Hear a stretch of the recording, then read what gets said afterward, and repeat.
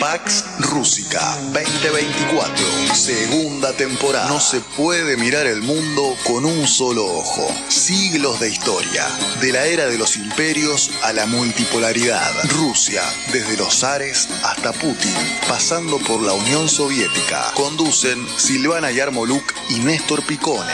Produce y ameniza la función con leyendas y mitos, recetas y anécdotas Ana María Yarmoluk.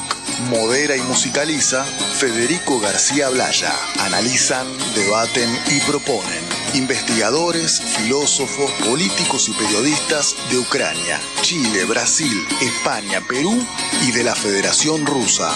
En tiempos de guerra y en tiempos de paz, Pax Rússica aboga por la paz.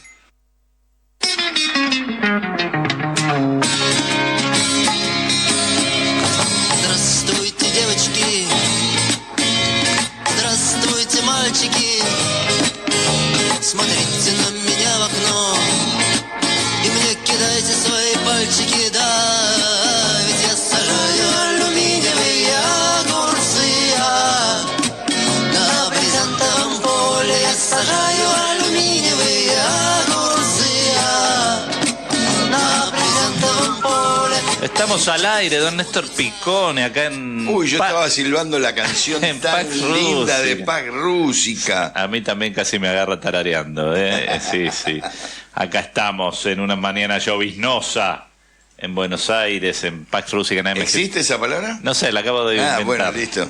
Cubierto con llovizna, 10 y pico, 18 grados, 19 grados 2, está, no hace frío, pero está muy llovizna, una llovizna bien finita, bien finita que flota, parece el agua en el cielo. Bueno, estamos en Radio Rebelde M740, en radiorebelde.ar y en YouTube también, en @Radio Rebelde M740, ya lo ven a Picone con su gorra ahí de cuero, ¿eh? Sí, está de cuero, me la regaló mi hija. De cuero espectacular ahí, bueno.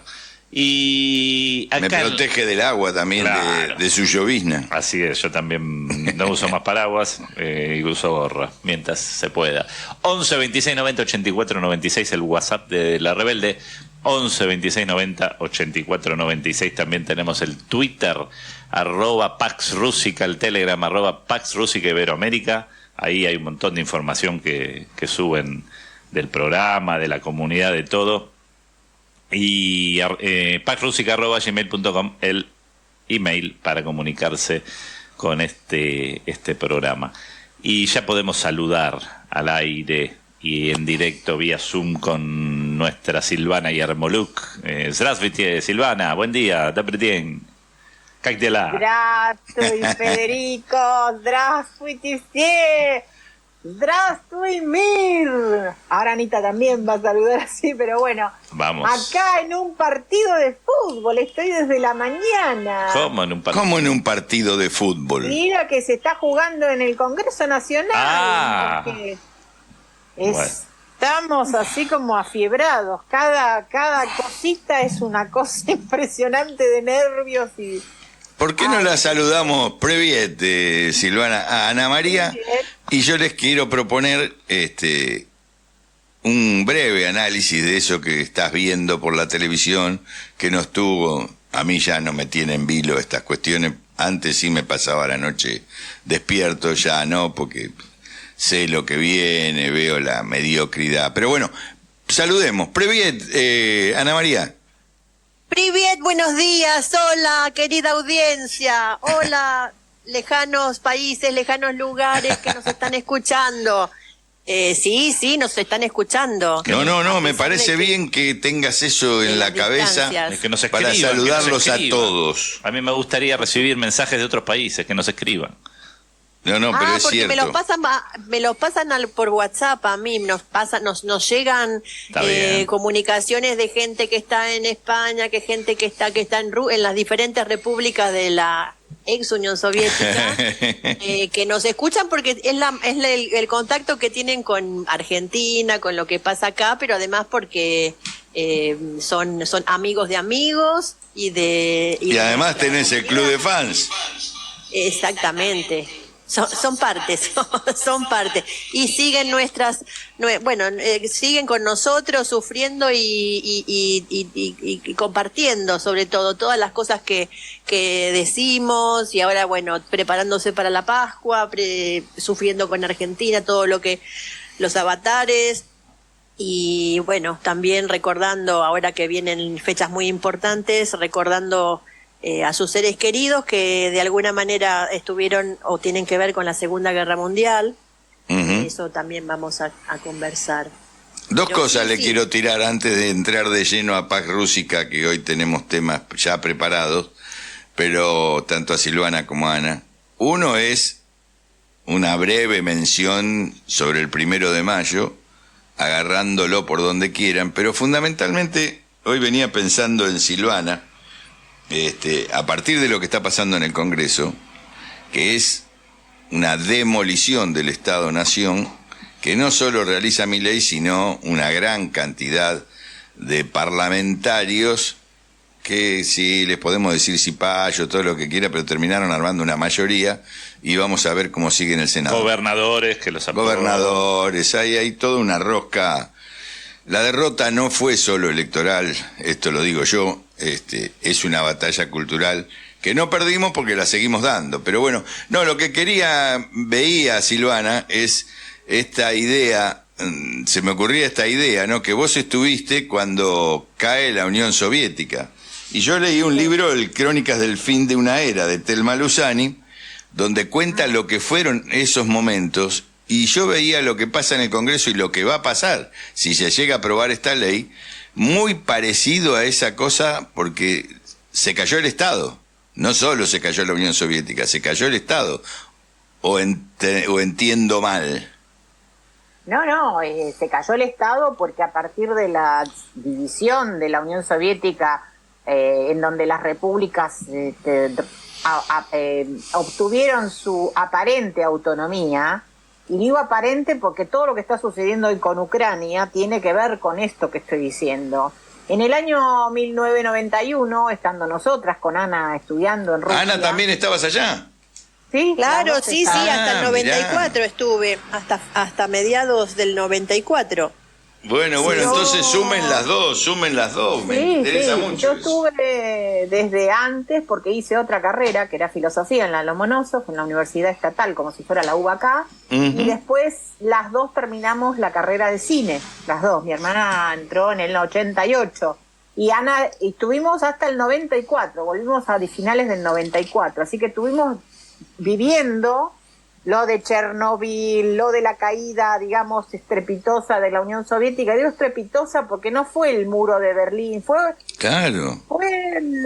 un montón de cosas que la OTAN preparó muy sigilosamente, aprovechando, como siempre, los puntos débiles, porque hay que reconocer que los puntos débiles de nosotros son los puntos fuertes del enemigo. Eso es tan fácil, o sea... Siempre están a la observación, sabían que los puntos débiles, por ejemplo, la OTAN sabía que los puntos débiles de Yugoslavia tenían que ver con el no arraigamiento hasta el final de los pueblos que conformaban diferentes, por ejemplo, creencias, la parte musulmana, la parte ortodoxa de Serbia, la parte cristiana católica de los croatas, y ahí fue donde apuntaron para enemistar un pueblo que se había reunido gracias a Tito, ¿no es cierto?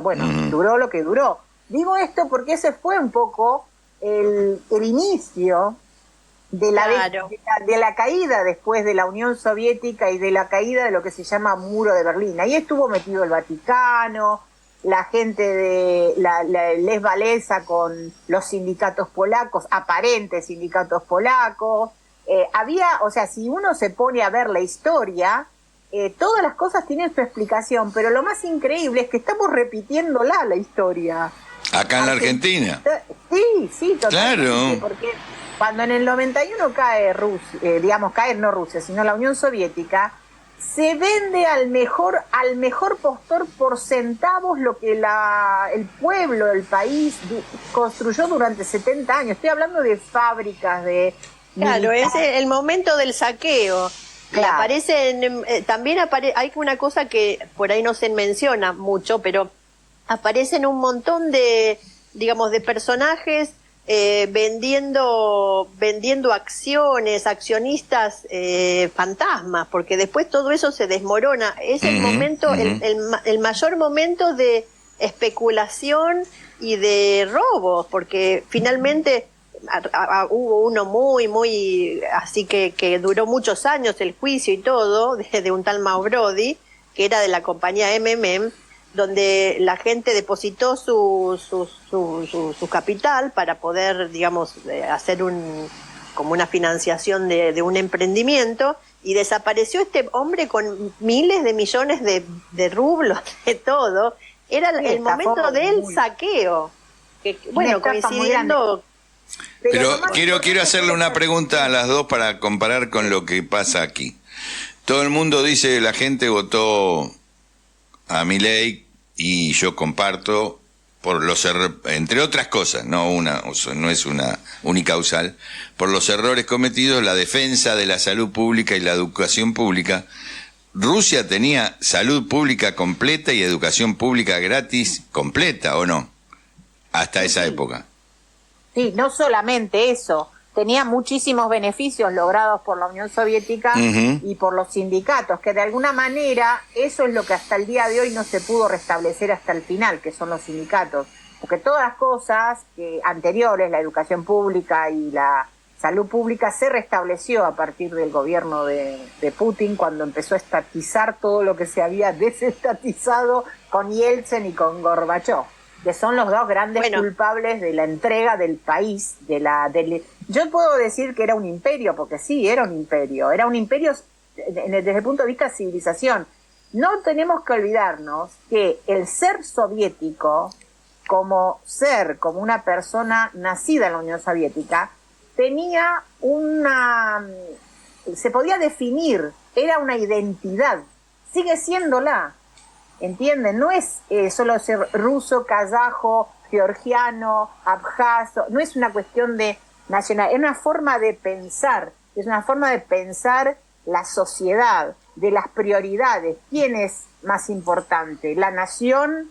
¿Uno mismo? ¿El individualismo? Esas son las cuestiones que tienen que ver con el ser soviético, que es muy importante. De pensarse en forma colectiva, de pensarse como integrando algo más, ¿no? En forma individualista, el pobre individualismo de las personas por separado. Pero también en ese momento del saqueo se hacen con los recursos naturales más importantes de Rusia y de la Unión Soviética. Y una parte tiene que ver en el Donbass, que están todas las minas y están todas esas ciudades, fábricas, que son ciudades completas, que son inmensas, y todos los centrales nucleares y todo fue construido por la Unión Soviética. Entonces, y todo eso fue desguazado. Claro. De un día para el otro. En ese momento, Estados Unidos, yo creo que ellos estaban convencidos de que no iba a durar ni 5 años. O sea, el levantamiento y el resurgimiento de Rusia como en forma soberana, en forma de que defiende sus intereses digamos, de Occidente colectivo, eso no lo esperaban. Nunca lo esperaron. No. Pensaron que estaba destruida y que no se iba a levantar nunca más en parte de esa colonización. Fue la apertura del McDonald's en la Plaza Roja, ahí cerca, muy cerca de la Plaza Roja. Bueno, eso fue, y Pizza Hut, y eso era como la fiesta de ya hemos colonizado. Pero mira, Ana, lo que quería decir también, es Rusia. Hoy día que se cerró todo eso, pero no porque Rusia quiso cerrarlo, sino porque el Occidente le puso las sanciones. Rusia hoy tiene su propio McDonald's, su propia Coca-Cola, su propia leche, y no necesita de nada. Claro, absolutamente. Hay algo que es importante. Hay dos cosas que para mí son importantes desde el punto de vista del gobierno actual, y no estoy hablando de Putin como un monarca, sino del gobierno, de todos los políticos, diputados, senadores que conforman, sea la parte liberal, sea la parte del ex partido comunista. Digo ex partido comunista porque antes el partido comunista sigue estando, tenía demasiada influencia, ahora no tanta, pero sigue estando en las elecciones, y del no partido de Putin, porque él este año no se postuló como persona de partido. Entre todos ellos están volviendo a hacer resurgir una nación, y hay dos cosas súper importantes que en el inconsciente colectivo, que se está haciendo cada día más consciente a partir de la operación especial y de toda esta movida de la OTAN, es que hay dos cosas que identifican a los rusos a través del tiempo, como vos decís, Néstor, a través de la parte de la época del Imperio Ruso, que era zarista, de la Unión Soviética, y hoy día la Federación Rusa, que es la imagen colectiva de haber ganado la Segunda Guerra Mundial, o la Gran Guerra Patria, como se dice, que nos vamos acercando a esa fecha. Es algo que une absolutamente a cada uno, inclusive a los descendientes de los como se llaman, los oficiales blancos que se fueron en el 1917. Uh-huh. Y el hecho de volver a ser una nación independiente, con una economía independiente, con una moneda independiente y con soberanía. Esas dos cosas son fundamentales para el entendimiento del ruso que está viviendo, ruso no solo de nacionalidad, sino de identificación, ¿no? Porque ustedes saben que en Rusia hay muchas nacionalidades, muchos idiomas aparte del ruso. Ellos se identifican con esas dos cosas que son importantes para volver a dibujar ese perfil de ciudadano del mundo. ¿Me entienden? Eso es fundamental. Eso es lo que estamos desdibujando nosotros hoy en la Argentina. Claro, y por eso yo quería que citaran eso, primero por una esperanza de que, pasado esta etapa, que no es que va a pasar y se va a caer solo, hay que reconstruir sobre la base de esa batalla cultural y elegir, como vos decís, acertar la clase política, los sindicatos, las organizaciones sociales, acertar con cuál es la identidad de nuestro pueblo, donde el tema soberanía es clave, como vos lo decías, para Rusia y Putin. Acá lo mismo, yo creo que de ahí va a resurgir la posibilidad de contrarrestar todo este liberalismo que gana dirigentes, como decía Federico, gobernadores, diputados, no sé qué va a pasar en senadores, pero se dejan llevar por una ola sin tener en cuenta lo que pasa con el pueblo. Basta que alguno se haga cargo de esa historia. Soy optimista, ¿no? Estoy haciendo una lectura optimista. Digo, se puede recuperar. Digo, Rusia es un ejemplo de eso. Lo hicieron pelota cuando cae la Unión Soviética. Nada, todo, le voltearon todo. El Estado ruso, los servicios de inteligencia, la frontera, todo. Absolutamente todo. Sí, la gente no tenía para comer. Claro. Yo me acuerdo, nosotros vivimos en los últimos... Basta, no digas más cosas porque eso es lo que se viene. Lo que viene acá, digo. Pero no es para el pueblo nada más, porque en algún momento a esos pibes y a esas pibas y esos tipos que están ahí sentados en el Congreso trajeados con las mejores marcas, con los relojes, sí, con unos relojes morir. Sí, vos lo hablando ves, de pobreza. Los no tienen idea de lo que es el pueblo, no tienen idea y no van a tener. Ahora, nosotros como votantes, pongámonos a pensar, los tipos que votamos no tienen idea ni siquiera de las fronteras, ni siquiera de la historia. Inclusive, te voy a decir, que no soy súper profesora de lengua, gente que no sabe hablar bien en castellano. Hoy escuchamos unas cosas... unas palabras inventadas, no es como las de Federico que las inventa a propósito. Estos son tipos que nos representan y no saben leer ni escribir y están representando a un pueblo que no, para ellos no nos representan. Más allá de votar a Milei y del liberalismo y todo eso, inclusive entre la gente de izquierda, entre la gente del centro, están lejos, el Congreso está lejos del pueblo. Pero mirá cómo estará de lejos que el día domingo o sábado llaman a una movilización para el lunes los diputados de Unión por la Patria porque se venía el tratamiento rápido de la ley Bases.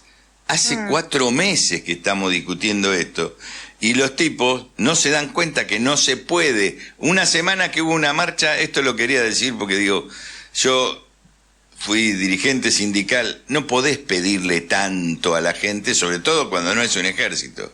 El 23 hubo una movilización histórica. El 1 de mayo hay una movilización convocada por la CGT y el 9 de mayo una huelga general. ¿Te parece a vos que la gente que está preparada para alguna de esas cosas, no para todas, va a salir del domingo al lunes? Y ayer no fue una marcha importante la que se hizo en el Congreso, la que todavía está ahí.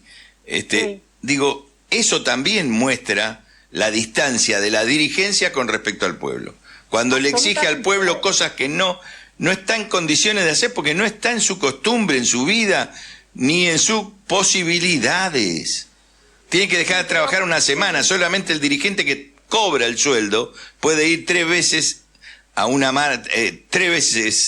a 3 marchas en la misma semana. Digo, pero yo sí, Néstor, tenés toda la razón, pero yo quisiera simplemente hacer esta pregunta, esta aceptación. ¿Qué pasa si todos esos tipos dejan de cobrar 1 mes, 2 meses sin tener cuenta en el banco? Quiero saber qué van a hacer, cómo van a vivir, dónde van a... No saben lo que cuesta la leche, no saben cómo se consiguen las cosas. La verdad que es... Mirá que yo he vivido la primera democracia, yo era adolescente, casi tenía 16 años cuando lo de Alfonsín, todo eso. Hemos ido a las calles, viví mucho tiempo afuera desde Rusia, pero lo que yo quiero decir es que nunca vi una desidia tan grande y una distancia tan grande entre la clase política, por decirlo de alguna manera, y la gente. Nunca. Es un desprecio. No es una cuestión de clasismo, de clase alta. No, pero vos lo Siempre dijiste en Yeltsin y Gorbachov, que se hicieron cargo de un pueblo que no era el que ellos decían que era. O sea, no entendían, porque más allá de la OTAN, el Papa y todos los ataques externos que tuvo y son ciertos, internamente también se cae por la falta de credibilidad de esa dirigencia internamente. Gorbachov hacia afuera era un líder impresionante, ¿no? Con la perestroika. Es un líder construido en Occidente. Un líder construido por Occidente, absolutamente. Claro. Y hoy día creo que lo recuerdan 3 personas y media, que son los tipos que generaron guita a lo loco y que después se fueron a vivir están viviendo en Londres. Claro, porque mirá, están viviendo en Rusia. Déjame que cuente algo. Cuando una de las veces que estuve en Cuba, los cubanos me decían, tengan en cuenta que el 100% de un pueblo nunca va a adherir a una revolución o a un movimiento como era la revolución cubana, como era y es la revolución cubana. Y ellos tenían contabilizado que un 10% o más estaban en contra. Y uno se lo encontraba en la calle eso. Me imagino la Unión Soviética, esa caída alentada desde Occidente, con un líder como Gorbachov, que, digo, para mí entregó todo, pero además nos hizo creer a muchos acá en Latinoamérica que eso era lo que había que hacer, ¿no? Que eso era lo que había que hacer después de la Unión Soviética. Digo, bueno, pero nos fuimos mucho con la conversación. Pactar con... No importa. Pactar con Occidente... Néstor, pactar con Occidente no significaba en ese momento hacer un acuerdo entre la Rusia y entre Rusia y Estados, o la Unión Soviética y Estados Unidos para dejar la Guerra Fría. No, era abrir las puertas al capitalismo salvaje y exterminar todo lo que había logrado un pueblo durante 70 años. La gente no se dio cuenta. Mucha gente en ese momento no se daba cuenta que eso era una traición del gobierno hacia su pueblo. Muchos años después, 10 años después, les duró todo este baile a la gente de sufrimiento total, que, permitió reconstruir lo que se está reconstruyendo hoy día, que hoy es el capitalismo, también es salvaje, hay mucho liberalismo, pero está ordenado por el Estado. Pero el Estado adquirió, retomó el rol de centralidad. Sí. Este tipo, y esto no lo entienden los 110 diputados, acaban de aprobar que No, yo creo que los entienden, pero no les importa nada porque ellos no, cobran. los nuestros, digo, lo que yo no quiero decir más nuestro porque no tengo ningún representante que reconozca, pero digo, Muy bien. los de Unión por la Patria no terminan de entender con qué se están enfrentando o qué es lo que tienen enfrente, mejor dicho. Sí, Vienen claro. a demoler el Estado-Nación. Lean, aunque sea el libro de Luzani, escuchen a la Yarmoluk, para que vean lo que es esa caída. Y lo que este tipo viene es a llevar adelante esa caída en el menor tiempo posible, aprovechando el apoyo popular, entre comillas, que le da eso. Después va a venir la hambruna, después van a venir un montón de cosas que Sí, la gente sí, eso entonces es lo, va a rebobinar. Eso es lo peor. Claro. Néstor. Yo te quiero, para terminar la media hora primera, la gente no se daba o sea, la gente en la Unión Soviética decía siempre, ante cualquier peligro, ante cualquier situación, más allá de que hubo cosas que son errores garrafales también en la historia, hay que analizarlo, eso no se puede esconder bajo la alfombra. Pero ellos decían, el Estado me defiende. Yo no me van a echar del trabajo, no me van a meter, porque el Estado me defiende. De un día para otro, el Estado dejó de existir y esta gente que tenía 70 años de cerebro, o sea, 3 generaciones por lo menos de gente que había construido el Estado y lo hizo para su defensa, dejó de existir ese Estado y la gente quedó, perdón lo que voy a decir, no debería decir, culo para arriba. Quedó en bolas. Los jubilados, los veteranos de guerra vendían sus medallitas en la calle, Claro. las que habían, eso era lo más triste. La gente salía a vender los íconos familiares porque tenían un pedazo de oro. Los Sí, eso es engañaban muy en cada triste. cuadra. Era lo triste ver eso que- en la calle. Es lo que nos espera, gente. No quiero Lo que yo quería sumar era que, bueno, la mayor cantidad de la gente de la Unión Soviética pudo ir a la universidad gracias a los planes, a los planes de alfabetización que se realizaron. Casi el 100% de los ciudadanos de la ex Unión Soviética eran universitarios. Casi el 100% de las personas. Y todo eso logrado solamente a partir de que el Estado les proveyó educación, Sí. un empleo normal, y también su vivienda, las condiciones indispensables para poder desarrollarse, porque la mayoría venían de familias analfabetas completamente. Sí, campesinas, como nuestra mamá. Por ejemplo, pero para muestra un botón, como decimos siempre, en los años 90, cuando Menem aquí, vinieron la primera ola de esta gente que se escapaba no de la política, como decían, del muro y todo eso, sino se escapaban de la pobreza y de la mafia rusa. Los que no inmigrantes dejaba abrir. soviéticos. Sí, los inmigrantes soviéticos de los 90, que se acuerdan todos nosotros, los que estamos mayores de 40 o de 50, sabemos que vendían café por la calle. Esos todos venían con títulos re increíbles de universidades rusas, todo, y vendían café en la calle porque no tenían forma de insertarse en la sociedad argentina o en las otras sociedades donde fueron, porque no había trabajo. Ellos vinieron teniendo trabajo y especializándose en cosas impresionantes. No sé, te podías encontrar un ictiólogo vendiendo café por la calle. No, sí, yo lo vi, mirá.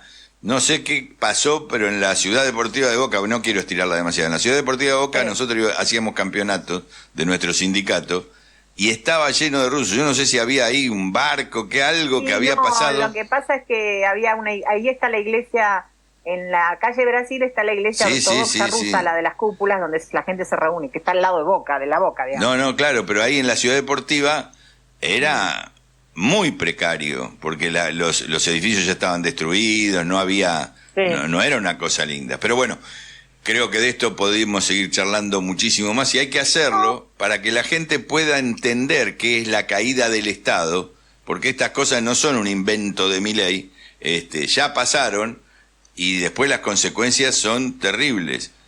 Ojalá podamos frenar alguna de esas consecuencias, no tener que vivirlas todas. no sé si frenar o no, pero yo quiero decir esto, digamos, como vos decís, para finalizar el tema.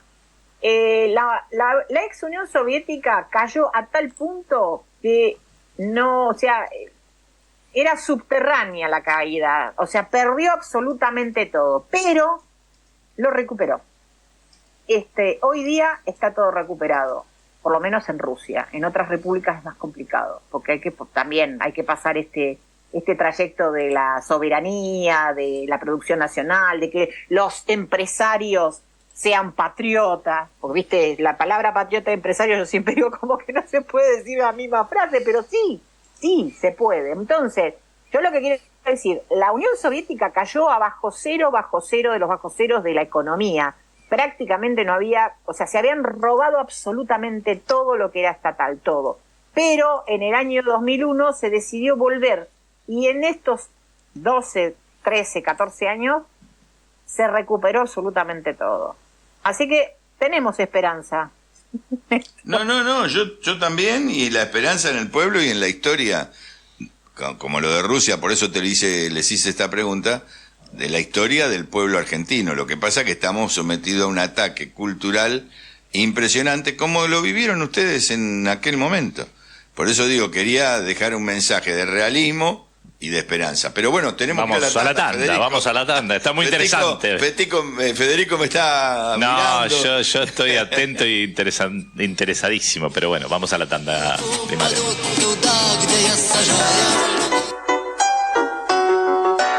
Radio Rebelde AM740. La radio de todos.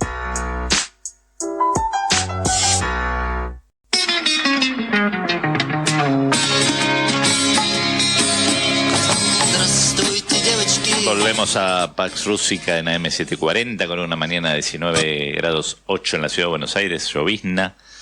Y bueno, después de hablar largo y tendido y de ver cómo el país... Bueno, por ahora es diputados nomás, hay que pasar senadores por la ley esta que le pusieron un nombre espantoso.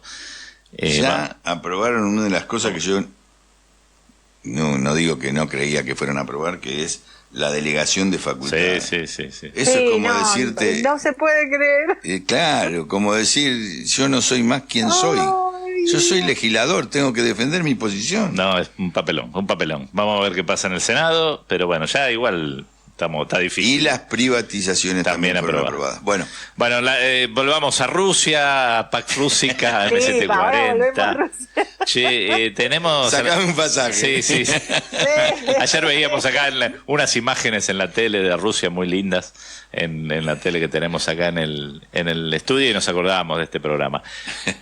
Silvana, ¿por dónde querés ir? Tenemos Semana Santa, tenemos... Primero quiero decirles que nosotros hicimos un video, la comunidad rusa en Argentina, el Consejo Coordinador que yo presido, hicimos un video sobre la relación de Lolita Torres con Gagarin. Lo tengo que decir por qué. Porque está buenísimo, lo pueden ver en YouTube, está por todos lados. Gagarin siempre era un gran fan de Lolita Torres, y este año hicimos un video en donde el hijo mayor de ella y la nieta, el hijo saluda y la nieta más chiquita canta, y cantamos la canción que Gagarin tarareaba porque la admiraba muchísimo, tal es la admiración que le tenía, que le mandó una carta diciéndole que el pueblo ruso la admiraba, que era lo mejor. Y ella no podía creerlo porque con esa humildad el tipo ya había volado al espacio exterior y todo eso, y se formó como una pequeña amistad entre ellos. Ella después fue muy famosa en Rusia, se fue a varios festivales, cantó, hasta los años 80 iba a ser... ¿Y qué pasó? Nosotros mandamos ese video a Rusia y se vio en la Estación Espacial Internacional, y el gran cosmonauta Oleg Artemiev nos dedicó un video que también está en YouTube. Quiero que lo vean. ¡Vamos ahí! Entren a la página y lo ven. Porque el tipo yo dije que no iba a parar hasta llegar a la estación espacial, y llegó a la estación espacial. Ahora estamos haciendo otra sorpresa más para el 9 de mayo. Bueno, vamos a hablar de la Pascua. Tenemos un audio de Teofán, que es nuestro hermano, que nos dice todo en español de lo que pasa en la Iglesia Ortodoxa Rusa esta semana, que es la semana de la Pascua. El día 3, 4 y 5 son los del fin de semana que viene, son la Pascua Ortodoxa. Escuchemos ese audio, Federico, por favor. Buenos días, estimados amigos, hermanos y hermanas. Hoy continuaremos hablando acerca de los siguientes días de la Semana Santa. El Viernes Santo está dedicado a la conmemoración del juicio a muerte, los sufrimientos en la cruz y muerte del Salvador. En los oficios de este día la Iglesia nos coloca como a los pies de la cruz de Cristo y frente a nuestra reverente y devota mirada nos representa los sufrimientos salvíficos del Señor. No se celebra el Gran Viernes la liturgia, puesto que en este día el mismo Señor se ofreció a sí mismo en ofrenda, sino que se ofician las horas reales. Por la tarde se celebra el oficio especial que simboliza la sepultura del Señor. Las vísperas se celebran a las 3 de la tarde, a la hora de la muerte de Jesucristo en la cruz, en memoria del descendimiento de la cruz del cuerpo de Cristo y su consecuente sepultura. Al canto del tropario, el noble José bajó tu cuerpo inmaculado del madero, lo envolvió con un lienzo nuevo y lo ungió con perfumes, colocándolo en una tumba nueva para sepultarlo. Los oficiantes levantan la mortaja fúnebre, es decir, la imagen de Cristo yaciente en la tumba, desde la Santa Mesa, como si fuera del Gólgota, y lo trasladan desde el altar hacia el medio del templo, llevando velas e incensando. La mortaja fúnebre, llamada también epitafion del griego o plashanitza en eslavo, se deposita en una mesa especialmente preparada a modo de sepultura. Luego los oficiantes y todos los fieles se postran ante la mortaja y besan las heridas del Señor representado en ella, su costado traspasado, sus manos y sus pies. El epitafion es colocado en el centro del templo durante los siguientes 3 días incompletos, recordando de este modo la permanencia de Jesucristo en la tumba durante 3 días. Este día se observa un estricto ayuno, cuando, como de costumbre, no se come hasta la tarde. En el Sábado Santo, el oficio comienza en la tarde del Gran Viernes. La Iglesia conmemora la sepultura de Jesucristo, la permanencia de su cuerpo en la tumba, el descenso de su alma al Hades para proclamar allí la victoria sobre la muerte y la liberación de las almas de aquellos que esperaban con fe su venida, y la entrada del sabio ladrón al paraíso. El Sábado Santo o Gran Sábado se celebra la liturgia de San Basilio el Grande, comenzando con las vísperas. Luego de una pequeña entrada con los evangelios, se leen delante del epitafion las 15 lecturas proféticas, donde están reunidas las principales profecías y prefiguraciones relacionadas a Jesucristo como nuestro Redentor del pecado y de la muerte a través de su muerte en la cruz y su gloriosa resurrección. Las lecturas de las cartas apostólicas están dedicadas en este día a la invisible fuerza del bautismo. Luego, durante la entonación de particulares cánticos, los oficiantes se visten de blanco. Hacia las 12 de la noche se celebra el oficio de medianoche, en el que se canta el canon del Gran Sábado. Al finalizar el oficio nocturno, los oficiantes en silencio trasladan el epitafion del centro del templo hacia el altar a través de las puertas reales y lo colocan en la Santa Mesa, donde permanecerá hasta la fiesta de la Ascensión del Señor, en recuerdo de la permanencia en la tierra de Jesucristo durante los 40 días posteriores a su resurrección de entre los muertos. Luego de esto, los fieles esperan con reverencia la llegada de la medianoche, cuando comienza el radiante gozo pascual de la inmensa fiesta de la resurrección de nuestro Señor y Salvador Jesucristo. El regocijo pascual es una santa alegría, sin igual, que no tiene comparación con nada en toda la tierra. Es la alegría eterna de la bienaventuranza y vida eternas. Es precisamente esa alegría sobre la que el mismo Señor nos dijo: y se gozará vuestro corazón, y nadie os quitará vuestro gozo. Silvana. Bueno, para mí en la memoria siempre, ahora que nosotros en Mar del Plata tenemos una iglesia ortodoxa construida acá en la playa Alfar, para que la gente lo sepa, tenemos varios, lo que se llamaría templos o iglesias. Para mí el recuerdo más interesante es el de mi infancia, cuando íbamos a la iglesia de la calle Bulnes, que es la iglesia oficial, digamos, de la ortodoxia del Patriarcado de Moscú. recuerdo desde muy pequeña, siempre mi abuela como gran religiosa llevaba a la familia, pero ese era un punto de encuentro de todos los ciudadanos y descendientes de ciudadanos soviéticos. Es el día sábado a las 7 de la tarde se juntaba gente que venía de todas las provincias, se cerraban la calle Bulnes desde Córdoba hasta Santa Fe, para que vean la cantidad de gente, y a las 12 de la noche salía el monseñor principal con todos los monaguillos y se cantaba y se hacía un círculo alrededor de la cuadra de la iglesia. Siempre ese barrio vivió ese momento con entusiasmo, porque era algo increíble la cantidad de gente que a veces la Pascua ortodoxa coincidía con la católica, pero a veces, como esta vez, no. Estamos casi a un mes de diferencia de la iglesia de la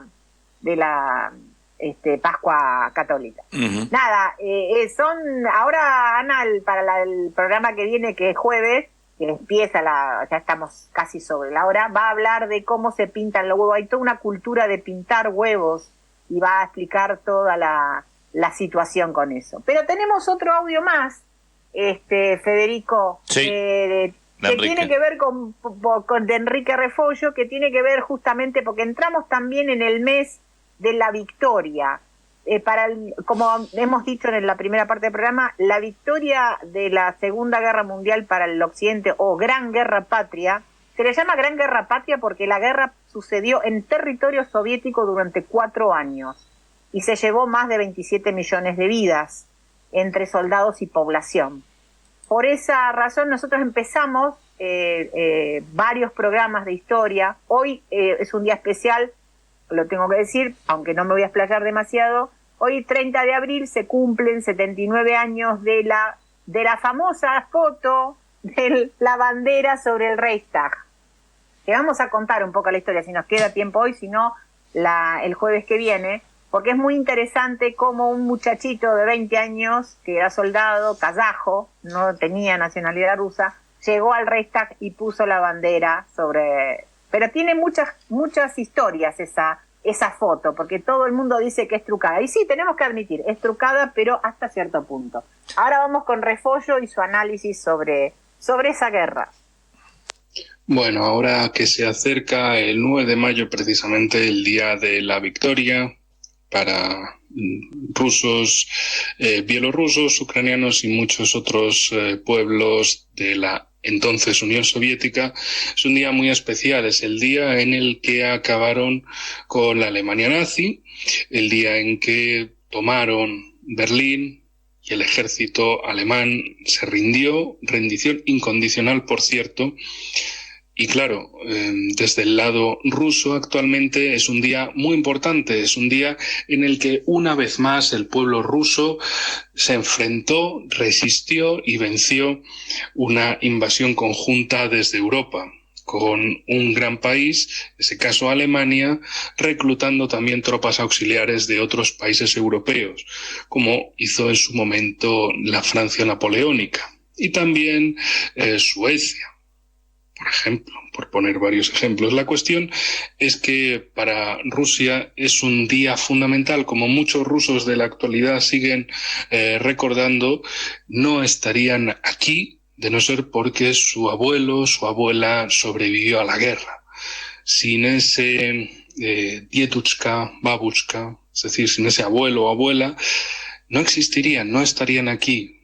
Entonces le deben mucho, le deben su existencia misma, las generaciones de hijos y nietos de aquellos que lucharon en la guerra, de esos llamados veteranos, son los que, por supuesto, desde el lado ruso reclaman el legado de sus abuelos que consiguieron vencer a quien Occidente no era capaz de vencer, es decir, a la Alemania nazi, que consiguieron llegar a Berlín, ellos, que consiguieron acabar con las mejores divisiones del ejército alemán, con el grueso de su ejército, a un coste gigantesco de casi 28 millones de vidas que perdió la entonces Unión Soviética. Y en definitiva, ¿por qué es tan importante en la actualidad? ese recuerdo de la victoria, no simplemente por la victoria, sino por la trascendencia de la misma. Desde Occidente, precisamente el Occidente en manos de Estados Unidos y compañía, y sobre todo compañías transnacionales y globalistas, la cuestión es que quieren atacar a Rusia en los cimientos mismos, es decir, atacar su victoria contra la Alemania nazi y llevarse ese premio y medalla solamente para el lado estadounidense, como que el Capitán América vino y salvó a Europa de los malvados nazis y que ahora supuestamente los malvados nazis serían Rusia, porque siempre tiene que haber un nazi peliculero para las injerencias estadounidenses. Bueno, tenemos claro que durante décadas y décadas de propagandas, de películas estadounidenses poniéndose como que ellos fueron absolutamente decisivos en la derrota de Alemania y que si no llega a ser por ellos, pues ahora toda Europa hablaría alemán, como les gusta mucho decir, a la vez que se olvidan precisamente de ese sacrificio y resistencia de los rusos que durante 4 años no solo hicieron frente al grueso de las fuerzas alemanas, sino también lo vencieron. Y no me refiero a Stalingrado, me refiero a Moscú, la batalla de Moscú, que fue la primera gran derrota de Alemania en el invierno del 41 al 42, es decir, desde noviembre de 1941 hasta enero-febrero de 1942. Fue esa la primera derrota de la Alemania nazi. En Moscú, en la capital de Rusia, fueron los que detuvieron a un ejército gigantesco alemán,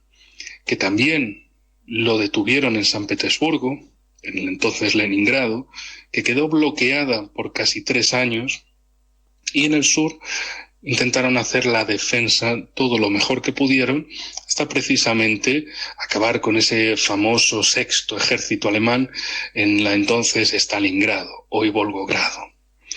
Claro, todas esas menciones serían muy dolorosas para Estados Unidos y compañía, dolorosas básicamente porque les destruiría su argumento de que, bueno, fue el día de aquel 6 de junio de 1944 lo que acabó con la Alemania nazi y los estadounidenses fueron hacia Alemania y acabaron rindiendo a Alemania, etcétera, etcétera, y se olvidan de que precisamente en esas mismas fechas los soviéticos, el Ejército Rojo, estaba lanzando la Operación Bagration, que básicamente acabó con el grupo de ejércitos centro-alemán, los sacó de Bielorrusia. Es decir, la campaña, la batalla ocupó el tamaño de la Bielorrusia actual. Es decir, una operación gigantesca en la que básicamente dejaron muy tocado al ejército alemán, que después se vería obligado a retirarse tanto del Báltico en el norte como de la Ucrania soviética en el sur, incluso irse replegando de los Balcanes para reagruparse en torno a Hungría. Una operación descomunal importantísima y que pasa desapercibida, evidentemente, en medios occidentales. No vaya a ser que haya gente que piense que tal vez los soviéticos precisamente hicieron una resistencia formidable, irrememorable, remarcable en la actualidad, pero claro, también eso significaría decir que los del otro lado del telón pues no eran tan torpes, tan malvados, tan locos, tan criminales como después durante la Guerra Fría se intentó decir de ellos. Y precisamente también aquello que se dijo de la Rusia soviética, de la Unión Soviética, en esos años de la Guerra Fría es algo muy útil para Occidente en la actualidad, para acusar de crímenes constantes y terribles a los rusos de la parte imperial, de la parte soviética y de la parte actual, de que básicamente todo el país es culpable, siempre ha sido culpable y siempre será culpable, y por eso tienen que movilizar todos los esfuerzos desde la comunidad internacional, desde el occidente colectivo, para acabar contra el malvado imperialismo ruso que todo lo azota, etcétera, etcétera. Y lo que tenemos ahí es básicamente otra campaña de leyenda negra. como la que por un lado hicieron esos anglosajones en su momento contra España, para acabarla dividiendo y enfrentando, y que por otro lado también han lanzado exactamente lo mismo contra Rusia, tachándola de país salvaje, asiático, bárbaro, desenfrenado, que es lo mismo que han dicho de España, cambiando solamente lo de asiático por africano. Es decir, leyendas negras para acabar con países, con competidores internacionales. No solo es, por tanto, ese factor de la Segunda Guerra Mundial, sino que es un punto intermedio en esa carrera por desprestigiar a Rusia en todos los ámbitos, por atacarla de todas las maneras posibles para ridiculizarla ante el mundo, para que el mundo la odie, la rechace por salvajes, por inútiles, incompetentes, etcétera, etcétera, y mientras tanto se enorgullezcan de que el Capitán América les salvó una y otra vez. En fin, una campaña de leyenda negra, y mientras tanto, a pesar de todas las películas que se puedan hacer en los cines o en las cabezas de los dirigentes estadounidenses, la cuestión es que fueron los soviéticos quienes entraron en Berlín. Fueron los soviéticos quienes derrotaron a los alemanes en Moscú, quienes sostuvieron y rompieron el cerco de Leningrado, quienes acabaron con los alemanes en Volgogrado, quienes finalmente les fueron expulsando batalla tras batalla de vuelta hasta Alemania. En fin, esas historias que precisamente un siglo antes habían llegado los rusos hasta París, mientras que los ingleses no habían podido derrotar a los franceses, ni tampoco los prusianos, ni tampoco los austríacos. Fueron los rusos quienes no solo los derrotaron, porque antes España los había derrotado en la batalla de Bailén en 1808, pero quienes llegan a París en 1814 son los rusos, acompañados, por supuesto, de austriacos y prusianos, es decir, de alemanes que en su momento habían quedado bajo ocupación francesa. En fin, con esto me gustaría recordar una vez más ese valor humano del 9 de mayo para los rusos, y es esa victoria que también es la vida, hemos pervivido. No solo hemos vencido, hemos sobrevivido a todo esto, y las generaciones actuales de rusos, bielorrusos, ucranianos especialmente, existen precisamente por la victoria de sus abuelos. Enrique Refollo desde Moscú, Silvana, siempre tan interesante. No, está en Madrid. Ah, en Madrid está ahora. Pensé que estaba en Moscú. Sí, se volvió, sí, está haciendo un proyecto súper interesante de comunicación también, así que está haciendo a distancia su doctorado con la Universidad de la Amistad de los Pueblos, y bueno, vamos a tener otros integrantes también que tenemos, digamos, habitualmente hablando de este tema. Este mes se dedica al tema de la guerra. También me gustaría llamar un poco a la atención a la población nuestra, latinoamericana, de habla hispana, a dos películas. Vamos a publicarlas con Ana los links porque son abiertos, porque están producidos por los estudios Mosfilm, que cumplen 100 años este año, que cumplieron en enero 100 años. Tenemos mucha relación nosotros con eso porque nuestro maestro es el director de los estudios Mosfilm, de Ana y mío, y tenemos dos películas para presentar. La balada del soldado del director Grigori Chukrai, que es muy conocida, en blanco y negro, es súper interesante, porque el comienzo de la película vos ya sabés que tu héroe ya está muerto, no hay spoiler ahí. Y en la segunda película es Ve y mira o Venga y vea, de Lem Klimov, y trata de una forma muy interesante la visión del frente de guerra por un niño de 13 años. Es la vida de un niño de 13 años entera, ¿no? Hay muchas películas que se pueden ver. Y como cineasta o artista, en este caso, yo siempre hago la diferencia entre cuál sería la diferencia entre las historias de Hollywood con respecto a la guerra, y que son films en general de atracciones y de acción. Rusia, por haber vivido eso en carne propia durante tantos años, 4 años concretamente de la Segunda Guerra Mundial sobre territorio ruso, las historias son de la gente, son de personas, no de héroes. Y me gustaría que la gente pueda corroborarlo a través de la visualización de estas 2 películas que ponemos a discusión de los escuchas de nuestro programa. Muy bien, y ya sobre el top, un saludo a todos los trabajadores de Deepak Rússica y una referencia tuya de algún 1 de mayo de los que te tocó vivir en la Unión Soviética o en Rusia.